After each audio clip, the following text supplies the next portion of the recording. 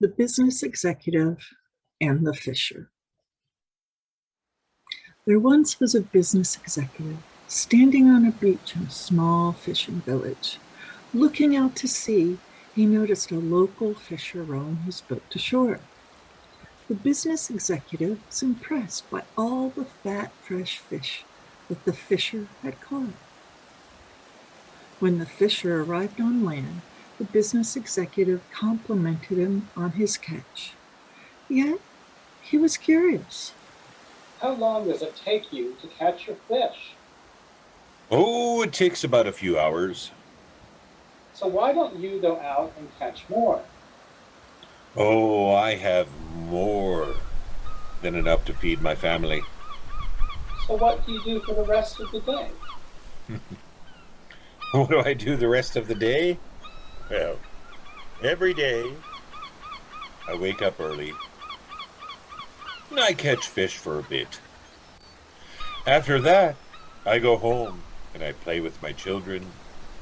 In the afternoon, I take a siesta with my wife. At night, I meet my friends at the village. We chat, we play guitar, maybe we have a beer. Look, I have a degree in business management. I can help you. From now on, you should spend more time at sea so you can catch more fish. With the proceeds from that, you can buy a bigger boat and catch even more fish. And then, Using the money from a bigger boat, you can then get a fleet of boats and hire men to operate them. You can cut out the middleman and start selling your fish directly to processors. You can even open your own cannery and move your company to a big city like New York or Los Angeles. There, you'll be able to expand your enterprise. how long would that take? About 10 to 15 years. And then, That's the best part. Once you've made enough, you can announce an IPO and sell your company stock to the public. You'll make millions. millions, millions. All right. And then, With all that money, you can retire. You can move to a nice, quiet area, maybe a small village by the beach. With all your free time, you'll be able to play with your kids. You can take siestas in the afternoons with your wife. At night, you can meet your friends in the village where you can chat, play your guitar, and share a few beers. The end. As a reading for us to reflect on today, please hear these words by Howard Thurman, adapted. Keep fresh before us the moments of our high resolve. Despite the dullness and barrenness of the days that pass, if we search with due diligence, we can find a deposit left by some former radiance. But we had forgotten. At the time, it was full-orbed, glorious, and resplendent. We were sure we would never forget. We had forgotten how easy it is to forget. There was no intent to betray what seemed so sure at the time. Our response was whole, clean, authentic.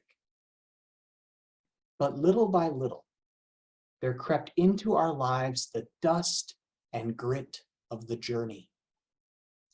Details, lower level demands, all kinds of cross currents, nothing momentous, nothing overwhelming, nothing flagrant, just wear and tear. If there had been some direct challenge, a clear-cut issue, we would have fought it to the end and beyond. In the quietness of this place, surrounded by the all-pervading presence of God, our hearts whisper, keep fresh before us the moments of our high resolve, that in fair weather or in foul, in good times or in tempests, in the days when the darkness and the foe are nameless or familiar, we may not forget that to which our lives are committed.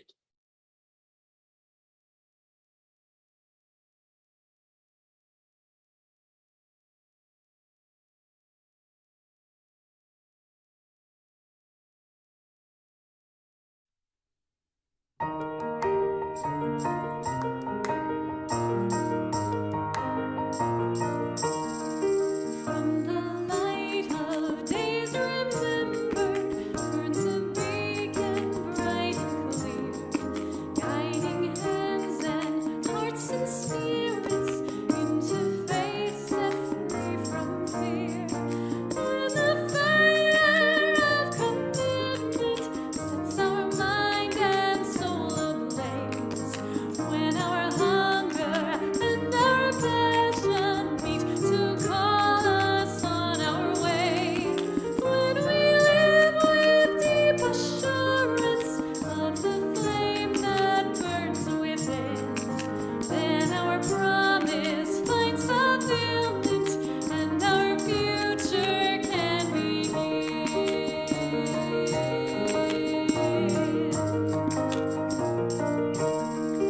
From the stories of our living rings a song both brave and free, calling pilgrims still to witness to the life of liberty.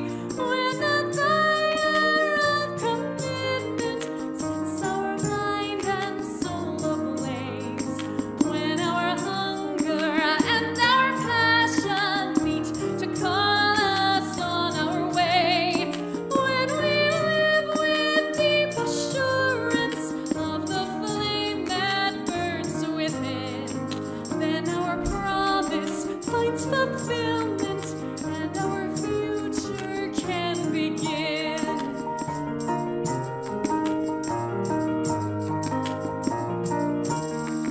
From the dreams of youthful vision comes a new prophetic voice, which demands a deeper justice built by our courageous choice.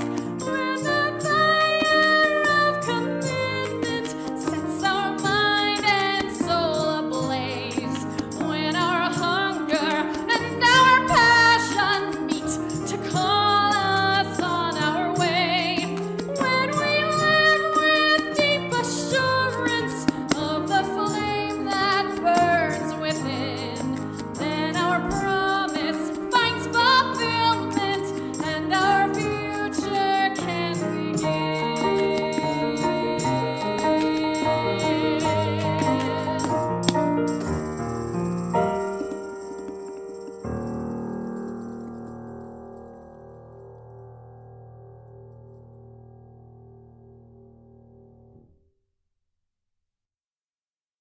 Morning.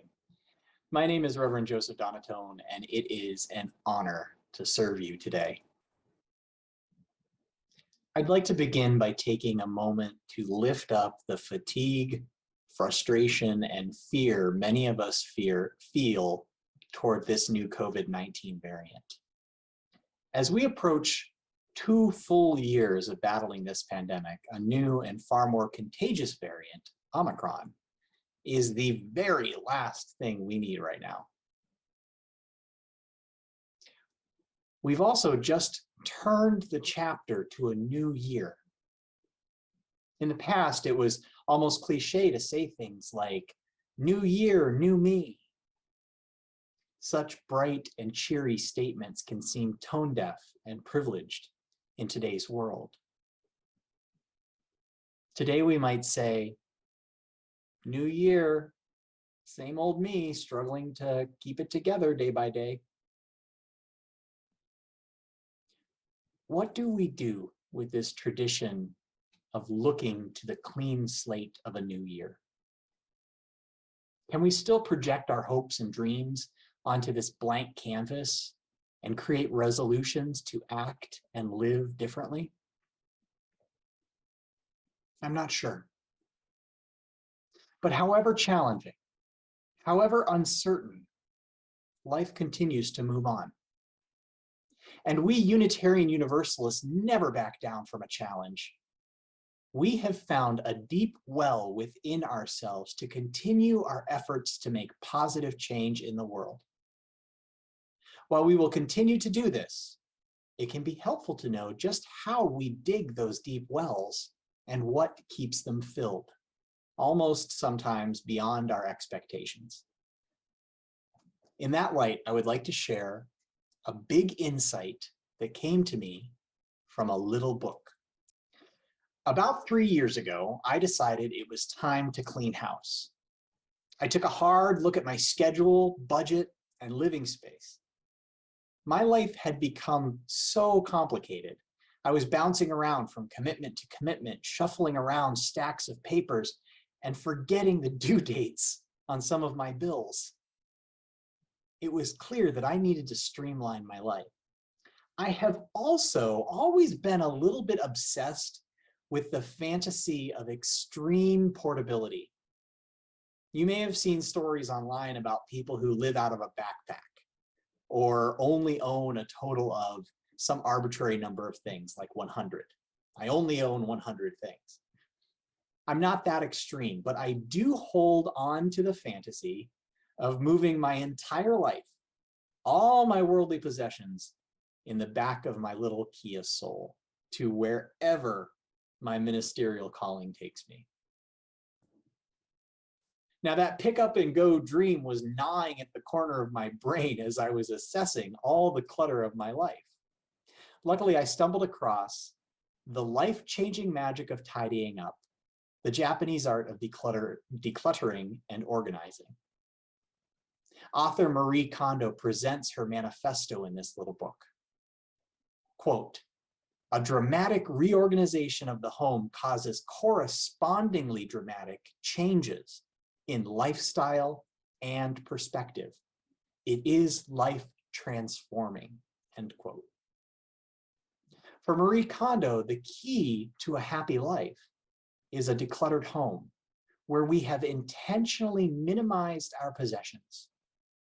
She suggests we confront every item we own and ask, does this spark joy? If it does, we keep it. If not, we donate or discard it. Now, I like Marie Kondo's philosophy because it is more warm and personal than other decluttering methods. It pairs the destructive moment of discarding something with a constructive counterbalance. When we discard an item, she suggests that we thank it for its service. Now, I love her example for clothing. When I began to remove all the clothes from my closet and toss them into a single pile on the bed, specific instructions from her book, I had several items that still had price tags. When I was in the store, I liked the thing. Once I got home, the excitement had passed and the items just didn't seem as perfect. For me, this happens with novelty neckwear a lot. I want to be the dorky guy who wears the reindeer bow tie for the holidays, but when the holidays roll around, no event feels suitably formal and relaxed for a tie that walks a fine line between the two. With the KonMari method, I learned to let these ties go. Marie Kondo suggests a deep engagement with these soon-to-be discarded items. Instead of buyer's remorse or regretting the missed opportunity to show off my nerdy style, I would thank these items for the fun it was to shop for them, for helping me define my style, and for teaching me that it is sometimes best not to draw all the attention in the room to my bow tie. I would thank these ties for the joy they brought into my life. I would keep only those items that sparked joy. For those items whose time had come, I would find a positive thought. I would dig into my experience with that item and find a reason to thank the item for its service. So back to the bow ties. Though unworn, they had served a purpose. They reminded me that I care enough for my family and my church community to try to delight them with silly bow ties. That's the beautiful thing about them. While they were there in my closet, they served as a reminder of past holiday potlucks and a hope for holiday potlucks yet to come. I realized that my heart was attached to the memory, not the bow tie. Marie Kondo identifies that nearly indescribable feeling of being emotionally connected to things. And she gives us the tools to break those connections and avoid feelings of loss and regret. Even if the outcome of owning something isn't what I expected, even if I haven't worn the reindeer bow tie, Marie's method respects my feelings and allows me to bring the story of that item to a close, so I can see it as having served its purpose and let go. Her method actually helps me change my perception. When I realized that, when I understood that her method could change my perception, it was a very profound moment. Quietly, and in different words, Marie Kondo taught me to accept life on life's terms, to accept that my ideas and my plans for something had not come to pass, and to accept reality. She taught me to put down the emotional baggage of holding on to an idea that never was. So was this book on tidying up, or was it a book on life? Was I reading a housekeeping manual or some sort of theology? And what do we get for all this effort? What do we get for holding up a Dollywood souvenir mug in our hands and asking, limited edition Dollywood souvenir mug, do you spark joy? We get clarity. In a simplified, tidy house, less stuff creates fewer mental distractions. I can breathe easily in my decluttered kitchen. I have everything I need to prepare my meals and nothing else. I drink from my favorite mugs, and I eat off my favorite Corelle shatterproof plates. Nothing in my kitchen sits and waits for company or for the right time or for the special time. Every time is special. The bread maker is gone, and so too is that weird stack of 27 empty butter tubs. They're all gone. Now, going a little further, a simplified life also opens space for the intangibles. How many of us wish for more time with family, more time to decompress, or time to maybe work out? How many of us struggle to find time to connect with the divine? I experience a similar ability to spiritually breathe when visiting the Orlando Zen Center for group meditation. Now, admittedly, it's been a couple years since I've been in Orlando, but left quite an impression. When I would go for those Sunday Zen sits, except for some pillows, floor mats, and the shrine, the meditation room was free of any extra decoration. The space was calming, it was clear, it was refreshing. There was nothing to distract me or any of us from the meditation. So being a theology nerd, I wanted to look into the connection I felt and explore the roots of Marie Kondo's theology.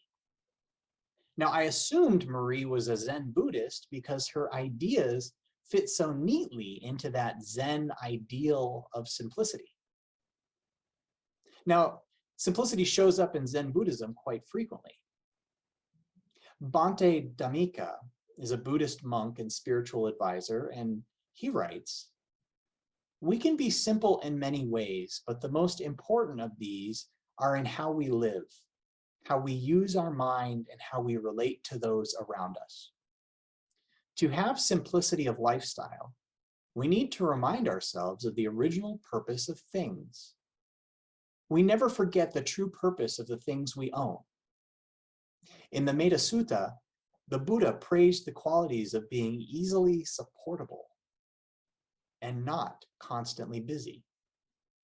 Two of the many blessings we enjoy when we simplify our life. Now, as it turns out, my suspicion that Marie might be Zen Buddhist was incorrect.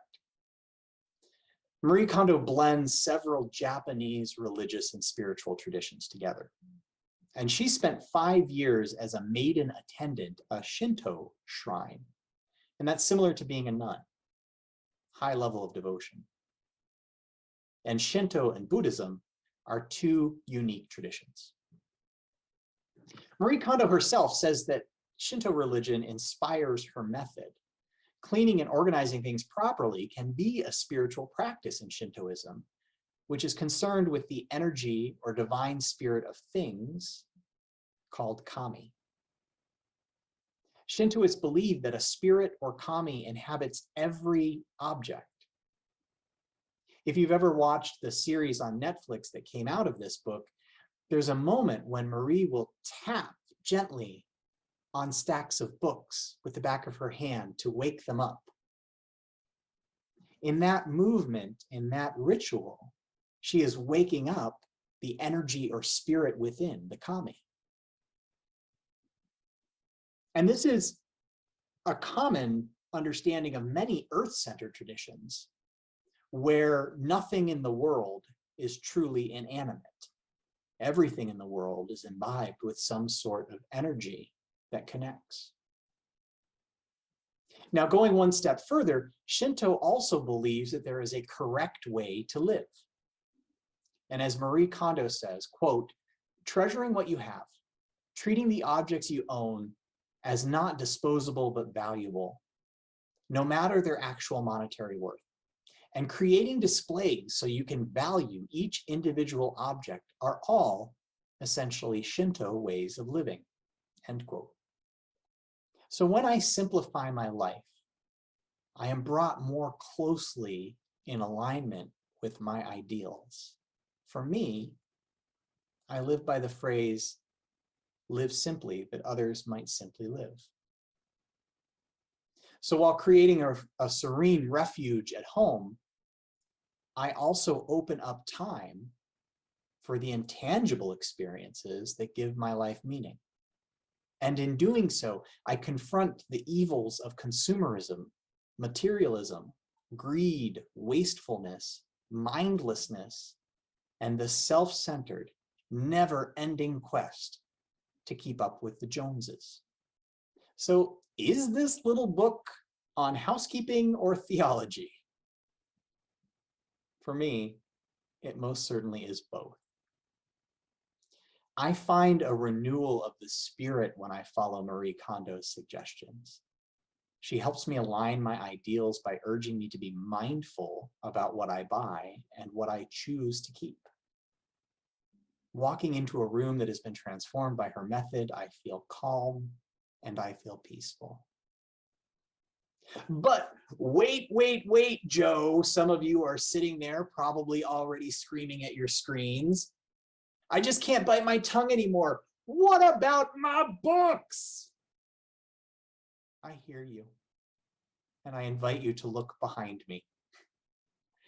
I still have plenty of books because they spark joy. Keeping them is an intentional decision that I make, knowing that the experiences I have with each of these books are paid for in a lack of household portability. That is a bargain that I am willing to make because I love my books. The one thing I don't want you to leave this sermon with is the idea that Reverend Joe told you to get rid of your books or your anything. If it fills your life with meaning and joy, you should keep it. But for me, intentionality and decluttering have become spiritual practices that help me better navigate the world. They've helped me carve out more time to go to the movies, go to the gym, and to explore the city. Intentionality and decluttering have allowed me the space to connect more deeply with family, with friends, with experiences, and with God. Now, does it mean that we all need to run out and grab this book? Does it mean that we should all pull out our silverware drawer and ask each fork if it sparks joy? I know someone who did. No. This method and this insight speak to me, but others might find this theology utterly impractical. And if it doesn't work for you, that's okay. We are Unitarian Universalists, and none of us must ascribe to any single doctrine or dogma. Yet, we are all bound together in this common journey of spiritual exploration. I will share what has enlightened me, and I am eager to learn what has inspired you. That's the glue that holds us together. Our willingness to believe that not a single one of us knows all the story, but every one of us knows some of the story. Or to put it another way, revelation is not sealed. With intention, we remain open-minded, fully aware, and ready for those moments of revelation as they come, from wherever they come, even a book on housekeeping. May it be so, and amen.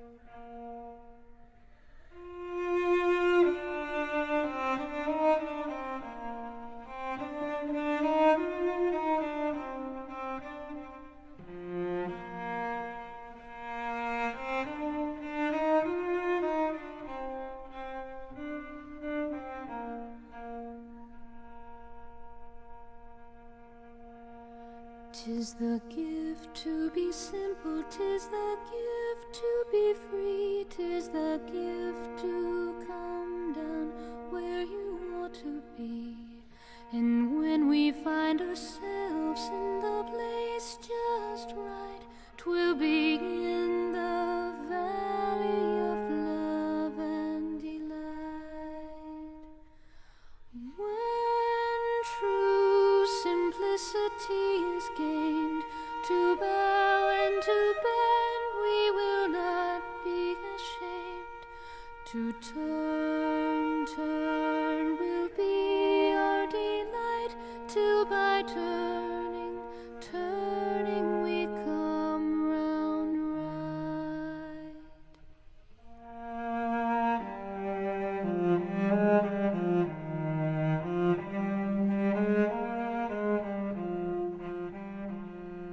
And when we find ourselves in the place just right, 'twill be in the valley of love and delight.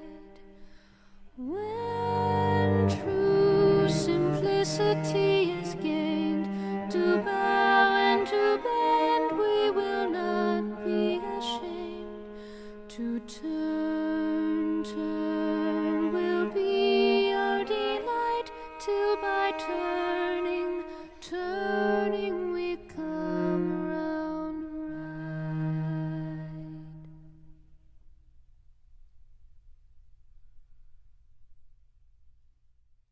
Friend, my wish for you, my hope for you, is that as we do turn the page on one year and look ahead to the bright possibilities of 2022.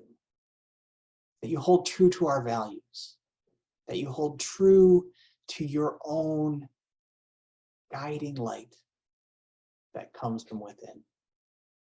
It is with intentionality that we are able to hold true to these values. And it is with deep knowing of ourselves that we can see that light. Please raise your hands and reach out to all of us who in all our own spaces, even though we are far apart, we are near together, and let us say the bond of union. We join hands in Unitarian Universalist Fellowship, pledging ourselves to an individual religious freedom, which transcends all creeds, not to think alike, but to journey together.